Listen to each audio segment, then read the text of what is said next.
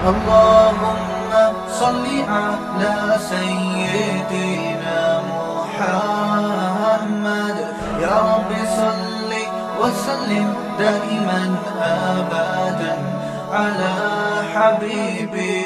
رسول اللہ صلی اللہ علیہ وسلم نے جو جنتیوں کی اور جہنمیوں کی علامتیں بیان کی نے عجیب حدیث ہے. حدیث میں آتا ہے رسول اللہ صلی اللہ علیہ وسلم نے ارشاد فرمایا کہ جب جنتی جنت میں چلے جائیں گے اور اہل جہنم جہنم کی آگ میں چلے جائیں گے, اللہ ہم سب کو بچائے, تو جو جنتیوں کے جو ریلیٹیوز ہوں گے, چاہے وہ رشتہ داری کا تعلق ہو, دوستی یاری کا تعلق ہو, ان جنتیوں کو اپنے وہ جو دوست احباب ہیں نا, جب وہ دیکھیں گے کہ جنت میں وہ مارکیٹ سے کیا ہیں, شارٹ ہیں. دنیا میں تو ملا, پہلے تو ان کو اپنی فکر ہوگی کہ ہم کسی طرح جنت میں چلے جائیں.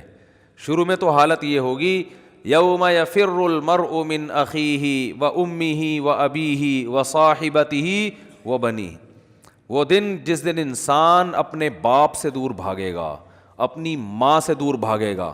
یہاں بڑی خدمت کیا کرتا تھا, بڑے احسانات کرتا تھا, لیکن وہاں کہے گا میرے پاس ایسا نہ ہو مجھ سے کوئی نیکی مانگنے آ جائیے, بخشش کی درخواست کرنے آ جائے کہ بیٹا مجھے بھی بخشوا لے اللہ کے ہاں, تو دعا کر تیرے بڑے اچھے اعمال تھے. نہ بھاگے گا, بھائی یہ گلے نہ پڑ جائے میرے. اللہ کہے گا تو خود ہی تیرے لیے مشکل ہو رہی ہے, تو ایک اور بوجھ ہمارے ہم جو ہے نا ایک اور بوجھ تو ڈال رہا ہے, اپنے اوپر ایک اور بوجھ لے رہا ہے. تو ابتدا میں تو حالت جب تک فیصلہ نہیں ہوگا نا کون جنتی کون جہنمی, تو قرآن کے الفاظ ہیں اپنے باپ سے دور بھاگو گے, اپنی ماں سے دور بھاگو گے, وصاحبتہ وبنیہ, اپنے ساتھ رہنے والی سے بھی دور بھاگو گے. اللہ نے یہ نہیں کہا بیوی سے دور بھاگو گے, بیوی کے لیے زوجہ کا لفظ استعمال ہوتا ہے, یہ اصطلاح استعمال نہیں کی. دیکھو ابا کو اللہ نے ابا کہا, اماں کو اللہ نے اماں کہا, تو بیوی کو بیوی کہنا چاہیے نا. پوائنٹ کی بات بتا رہا ہوں, کئی دفعہ بتا چکا ہوں. اللہ نے یہاں بیوی کو بیوی نہیں کہا, کہا ساتھ رہنے والی, صاحبہ, صحبت سے ہے نا ہمیشہ چپک کے رہنے والی. اس سے پتہ چلتا ہے کہ جب ایک دفعہ شادی ہو جاتی ہے نا تو وہ بیوی پھلترو کی طرح ہمیشہ کے لیے چپک جاتی ہے. اس سے پتہ چل رہا ہے. یہ میں اس لیے کہہ رہا ہوں کہ پھر لوگ کہتے ہیں یار پھر جو ہے نا سفر پہ جاتے ہیں تو بیگم کو ساتھ نہیں لے کے جاتے, 2 سال جاب کے لیے باہر چلے جاتے ہیں, بیگم کو یہاں چھوڑ کے چلے جاتے ہیں, تو صاحبہ تو پھر نہ ہوئی نا, یہ پھلتر کی طرح چپکا ہوا تو وہاں کوئی اور ہے, تمہارا باس چپکا ہوا ہے تمہارے ساتھ, جہاں 2 سال تم جاب کر رہے ہو دوست چپکے ہوئے ہیں. تو اس لیے جہاں بھی جاؤ اللہ نے صاحبہ کے لفظ میں بتا دیا. پھلترو پتہ ہے کسے کہتے ہیں, پھلترو ہیں وہ دھاگا چپک جاتا ہے نا بعض دفعہ, یہاں پہ سردیوں میں زیادہ چپکتا ہے. اب آپ یوں کرتے ہو تو پھر ہاتھ پہ چپک جاتا ہے, پھر آپ یوں کرتے ہو ادھر آ کے چپک جاتا ہے, پھر یوں کرتے ہو تو یار یہ پھلترو. تو یہ بالکل اسی طرح جب آپ کی شادی ہوئی تو بیگم پھلترو کی طرح چپک گئی. اب جہاں جہاں جاؤ گے وہاں وہاں وہ ساتھ. تو یہ شادی کرنے سے پہلے سوچ لیا کرو کہ اس کو اللہ نے لقب ہی یہی دیا ہے کہ اس کا وہ رہنے والی ہے ہمیشہ. ہاں وسائل اگر نہیں ہے تو ایک الگ بات ہے, ورنہ جہاں جاؤ بیگم ساتھ ہونی چاہیے. حج پہ جا رہے ہو بیگم کو لے کے جاؤ, عمرے پہ جا رہے ہو بیگم کو لے کے جاؤ. شریف لوگ اسی طرح کرتے ہیں. تو سفر پہ جا رہے ہو گھومنے پھرنے, بیگم کو لے کے جاؤ. خالی دوستوں کے ساتھ پروگرام نہیں بنایا کرو.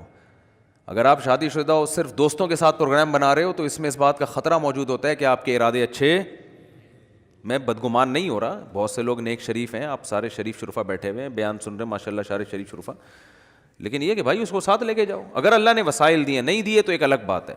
چلو ہمیشہ نہیں لے کے جاتے, کبھی تو لے کے جاؤ نا. تو اور جہاں جاب کر رہے ہو وہاں اس کو ساتھ رکھو, سمجھتے ہو, وہاں ساتھ رکھو اس کو. تو اللہ نے فرمایا جس کے ساتھ ہمیشہ رہا کرتے تھے اس سے بھی آج دور بھاگو گے. بولو گے بھائی مفتی صاحب کا بیان دنیا کے لیے تھا, بیگم یہاں میرے قریب نہ, ٹھیک ہے نا, یہاں نہ, اللہ کا واسطہ بخش دے یہاں پہ. کیوں؟ نفسی نفسی, مجھے اپنی فکر ہے کہ میرا ہوگا کیا.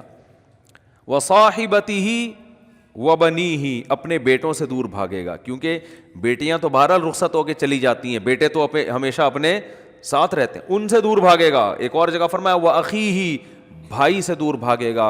وَفَصِيلَتِهِ الَّتِي تُؤْوِيهِ, اور جس خاندان نے پوری زندگی اس کو ٹھکانہ دیا, اپنے گھر میں رکھا, باپ ماں اور پوری فیملی, اس خاندان سے مکر جائے گا, وہاں سے دور بھاگے گا.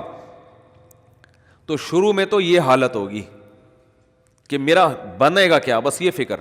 لیکن جب پتہ چل جائے گا بھائی تیرا اعمال نامہ دائیں ہاتھ میں دیا جا رہا ہے, جب اعمال نامہ دیا جائے گا نا, فَأَمَّا مَنْ أُوتِيَ كِتَابَهُ بِيَمِينِهِ, جس کے دائیں ہاتھ میں دیا جائے گا, بالکل ایسے کاؤنٹنگ ہوگی, بلکہ تولا جائے گا نیکیوں کو.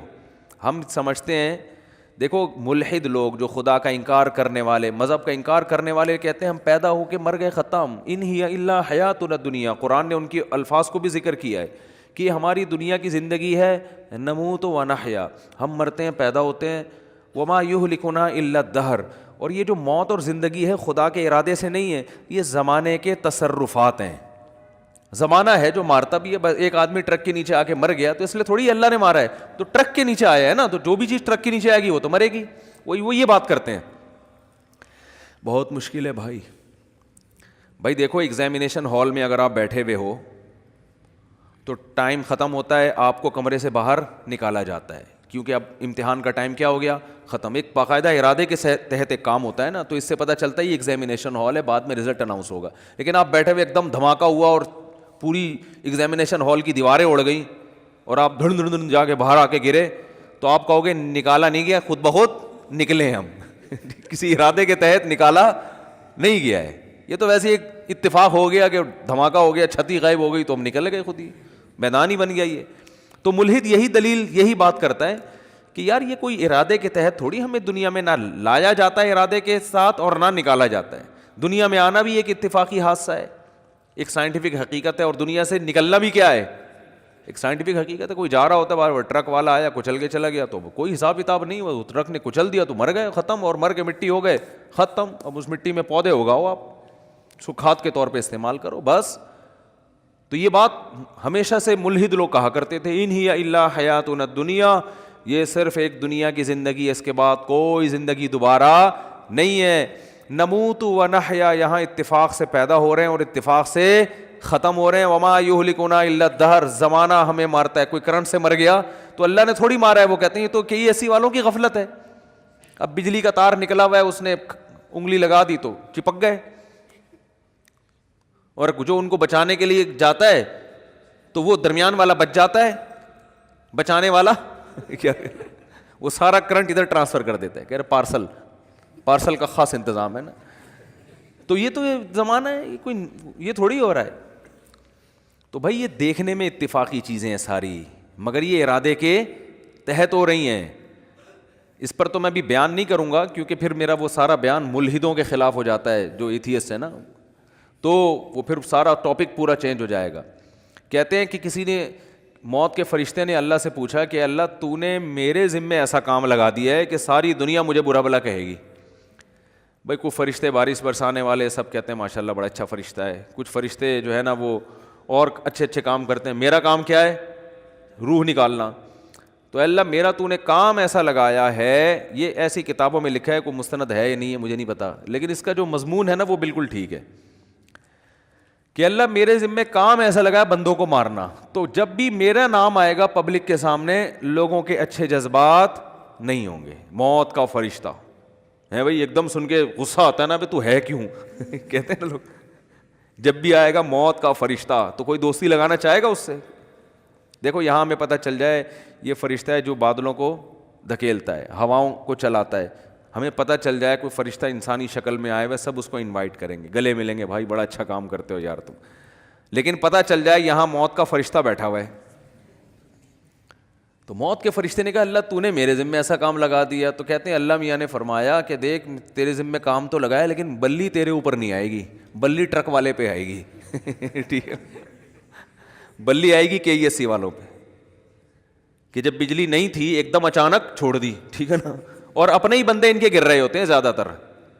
جو بجلی کا کام کرنے اوپر چڑھا ہوا ہوتا ہے نا, زیادہ تر بیچارہ وہی گر رہا ہوتا ہے. تو جو اپنے ملازمین کو نہ بچا سکے میرے بھائی, وہ تمہیں کہاں سے بچائیں گے. تو اللہ نے فرمایا کہ اس طریقے سے لوگوں کو موت دوں گا, کوئی نہ کوئی اس کا ظاہری سبب ہوگا, وہ سبب ہوگا, لوگ اس سبب کی طرف نسبت کریں گے, یہ کرونا سے مرا ہے, لوگ یہ تھوڑی دیکھیں کہ کرونا لانے والا کون ہے، اللہ ہے. اللہ کو اختیارات ہیں. وہ آج ایک بیماری ختم ہوئی ہے، کل دوسری لے آئے، کل پرسوں تیسری لے. آپ ویکسین بناتے رہو، کس نے منع کیا ہے آپ کو؟ آپ وہ کرو جو آپ کر سکتے ہو، اللہ وہ کرے گا جو وہ کر سکتا ہے. اور کن کن حادثات سے بچو گے؟ زلزلے آ جائیں گے، زلزلے کی کوئی ویکسین ہے؟ زلزلے کی تو کوئی ویکسین نہیں ہے بھائی. جب کوئی دیوار گرے گی تو مرو گے. اور جو اتنے ترقی یافتہ کنٹریز ہیں، زلزلوں سے نہیں بچا سکتے اپنے آپ کو. وہ زلزلہ پروف عمارتیں بنا دی جو جھولتی رہتی ہیں، لیکن وہ بھی ایک حد تک. اس سے زیادہ تیز جھٹکا آیا تو وہ بھی گرے گی. دیکھو نا چند سال پہلے جاپان میں کیسا زلزلہ آیا، چائنا میں زلزلہ آیا چند سال پہلے، پوری کہتے ہیں ایک بستی غائب ہو گئی. تو نہیں روک سکتے حادثات سے. ہاں اپنی طرف سے جو حفاظت کر سکتے ہو بس وہ کرو.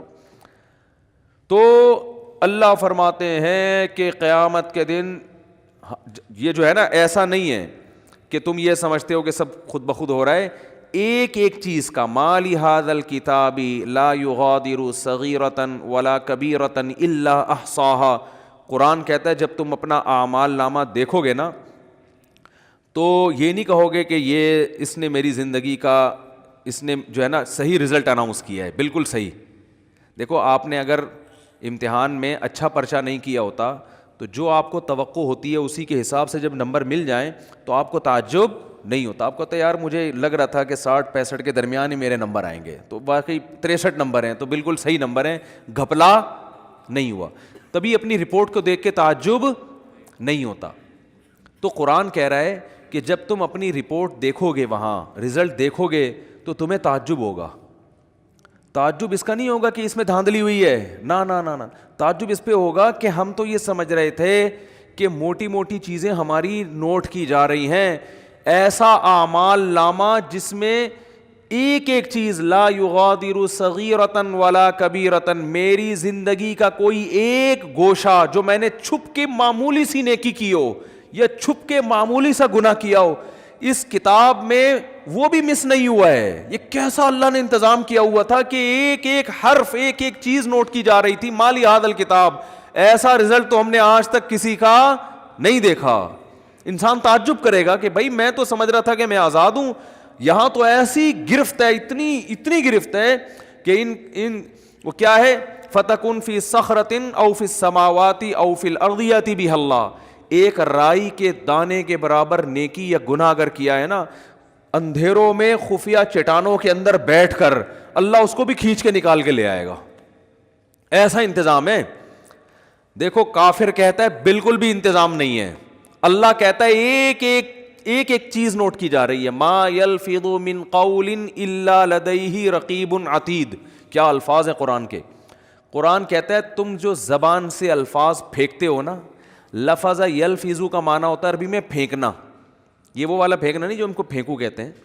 یہ جو الفاظ ہم زبان سے نکالتے ہیں تو یہ نکل کے ہوا میں تحلیل ہو رہے ہیں نا.